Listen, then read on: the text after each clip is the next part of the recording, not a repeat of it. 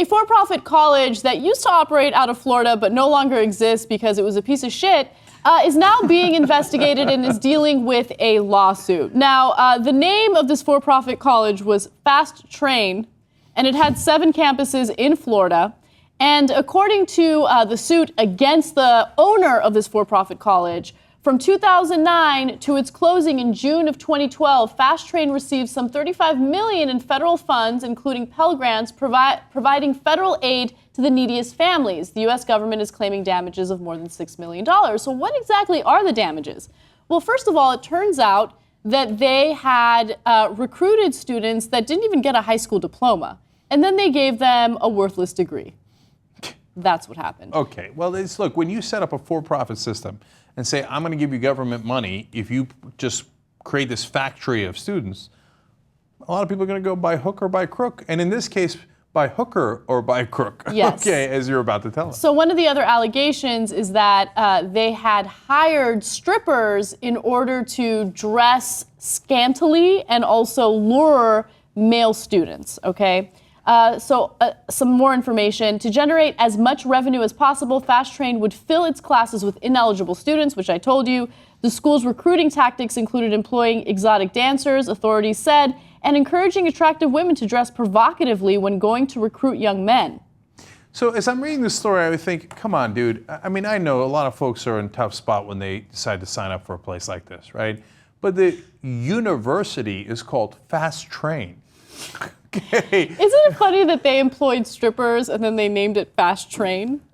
Yeah, it is funny. Okay, so, and then I realized later in the story, well, if you're a young 18-year-old guy and all of a sudden you got strippers recruiting you, you might want to get on that train. I mean, you're sitting on the couch anyhow.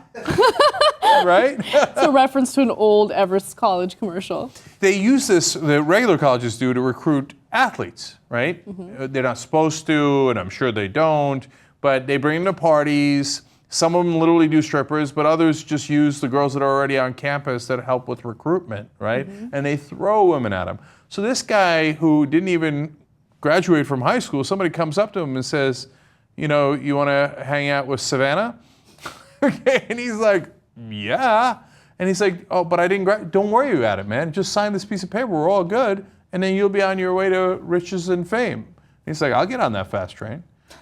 They named it Fast Train. It's a fast train to nowhere, but it's an obvious scam. I mean, 7 campuses throughout Florida. Only in Florida would a college named FastTrain succeed somewhat, right? And look, I hate for-profit colleges. I'm sure that there might be a good one out there somewhere, but we've done story after story about for-profit colleges that have completely screwed over students, given them degrees from unaccredited institutions, totally lied to them throughout the recruiting process, stole money from the government. I mean, it's just one bad thing after another, okay?